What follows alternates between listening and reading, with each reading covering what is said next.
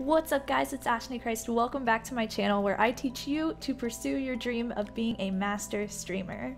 𝐂𝐒 over on Instagram asked what to stream and when to stream it.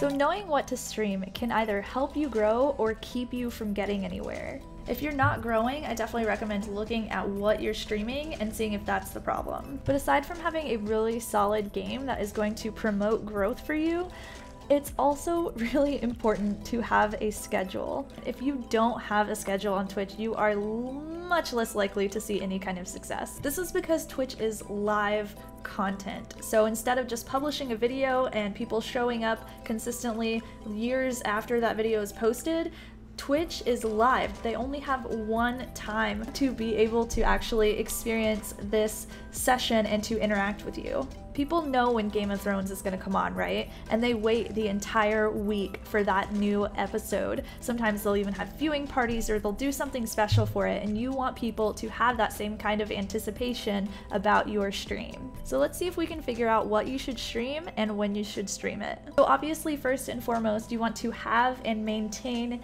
a schedule. Viewership peaks at about noon. If you can get started before that and have a couple hours under your belt before noon, that is awesome. But you also have to know that because viewership is so huge at that time, you are going to be competing with the more popular streamers. So it might be harder for you to stand out if your content isn't rock solid. This is why you see all of those huge professional streamers like Shroud, Dr. Disrespect, all of those people are going live usually around 9 or 10 a.m. because they are getting a couple of hours under their belt before viewership peaks around noon. Because you are a smaller streamer, more than likely this time will not work for you. But regardless of when viewership peaks on Twitch, you should find a schedule that fits into your lifestyle. If it's easier for you to stream in the mornings, that's whenever you should stream. If it's easier for you to stream at nights, that's whenever you should stream. The time that you stream should not be dependent on when viewership peaks, unless you just have a completely open schedule and it doesn't matter and you have a ton of time to focus in on your content and make it really, really good. You want to stream no less than 3 days a week and no less than 3 hours at a time. There are going to be some days where you just jump on for like an hour to do a Q&A, or maybe you just want to get on IRL real quick to show your community something. But for your consistent schedule, you kind of want to stick with that 3x3 rhythm. Obviously, what you put into it is what you will get out of it. So if you are putting in 12 hours a day, 7 days a week, you are more likely to get back a lot from Twitch and from your community and your viewership, as opposed to just streaming 9 hours a week. But we do need to be careful when doing this though, because it is very easy to throw a ton of time into this platform without making that time strategic and without kind of giving your content the quality that it needs to have to be able to be successful. Just because you are streaming a lot does not mean that you deserve success. Success comes to the people who work hard, and if you are putting a lot of hours into your stream, that's great, but if you're not putting in any effort into growing relationships and contributing to the community overall, then you're probably not going to get anywhere. So figure out a schedule that works for you and stick to it. If you have to cancel a stream because something comes up, or maybe you need to take like a mental health day because this is so just emotionally taxing, that's fine. Just let your community know, like in Discord or on Twitter or something, but try to stick to your schedule as much as you possibly can. Whenever I was streaming full time, I was streaming 2 separate streams a day. So I'd start at 10 a.m. and I would go until about 2, and then I'd start again at like 5 and go to about 9. And that was really great because I was able to hit a lot of different time zones and audiences, and I gave myself a break in the middle for just relaxation and to get myself back into the mindset of being able to re-entertain at night.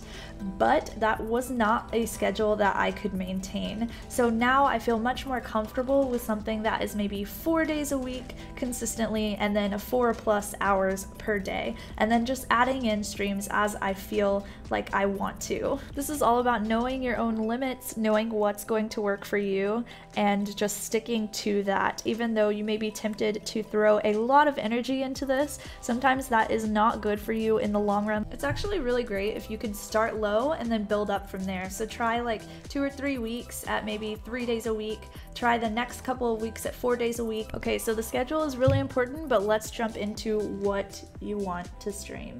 I don't recommend streaming esports titles unless you are extremely unique or a professional player. If you just really love a specific esports title like Overwatch or PUBG and you just are super stubborn in the fact that you want to be successful in that game only, then the thing that you need to do to kind of help propel yourself towards that success is contribute to the overall community. So you need to be getting on talk shows and talking about maybe the newest tournament or just talking about things that are going on in the community. You need to be creating something that the entire community can use. You need to be contributing things to the community other than just your stream. You don't necessarily need to stick to an esports title. You can try evangelizing a game, so kind of being the spokesperson for it. And when you do that, you really want to get to know like the devs and the community and get involved in as many events for that game as you can. A lot of people have kind of jumped on the train whenever a new game has come out, and they will just stick to streaming only that game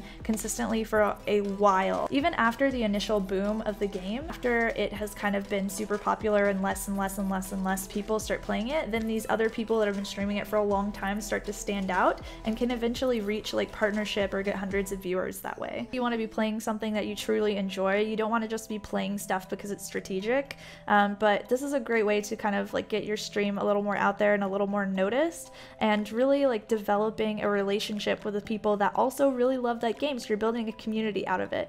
The problem that you could run into though whenever you do this, which is the same problem that happens whenever you stream esports titles or you stream one game only for anyone, is that people will leave if you start to play other games. So you might be a really great and interesting Overwatch streamer, but if that's all you stream consistently for months and then you switch over to something else, people are a lot less likely to watch that as opposed to if you were just a variety streamer just right out of the gate.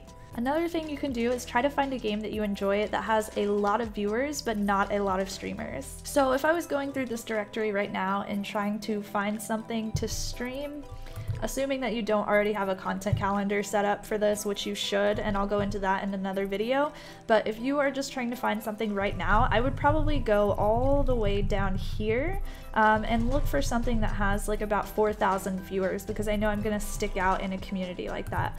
So let's check out Rust. We have a couple of people that have over 1,000. The next two full rows have over 100, and then we start jumping into like, we have a huge decline actually. It goes from like 95, 71, 47, 42, 34, 23, and that's only in a row and a half. So this would be really good if you've got like 20 viewers or so, because people don't have to scroll down very far to see you. So right now I wouldn't really want to stream like League, Dota, PUBG, FIFA 18, World of Warcraft, because there are just so many people streaming these games. One, they have pro players, which means you're already going to be like way down in the directory, but two, they just have people that just are really good and they stand out a lot. There are also like production studios that are creating content for these games, and so it's just really hard to stand out as a creator. Let's get to like 20 viewers on this one. We're not even gonna go all the way there, but you see why I don't really recommend streaming games like this for people that are trying to grow. Another good game would be Life is Strange Before the Storm right now. Look at this. This is perfect. This is what I love to see if I'm looking for a game.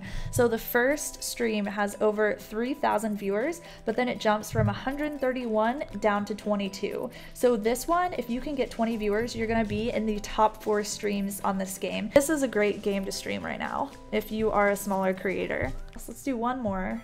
Okay, Star Citizen. I know a lot of people that love to stream this. Alright, so the first one has over 1,200 viewers, then we jump to 700, 385, 193. If you're going to be around 20 viewers, you will have to scroll down just a little bit, but it's still not really enough. Oh wow, there was a huge jump too. So we've got 48, 30, 26, 16, and then down to 10. So from 48 to 10 in just one row, which is really great.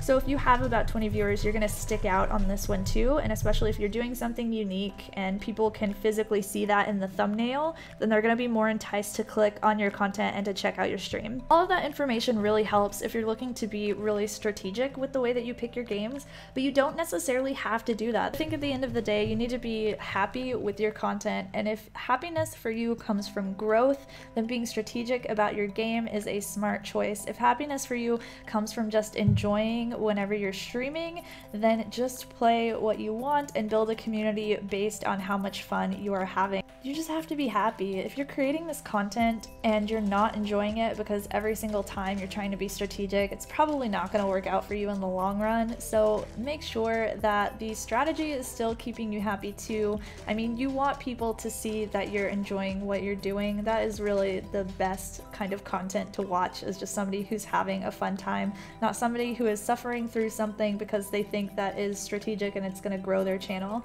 So yes, you can use these strategies, but in the long run, make sure that you're happy with them and you're happy with what you are doing to grow your channel. Let me know your favorite game to stream down below in the comments, and if you're new here, slap me on the face right below this video for multiple videos every week where I teach you guys how to be the master live streamer that you want to be.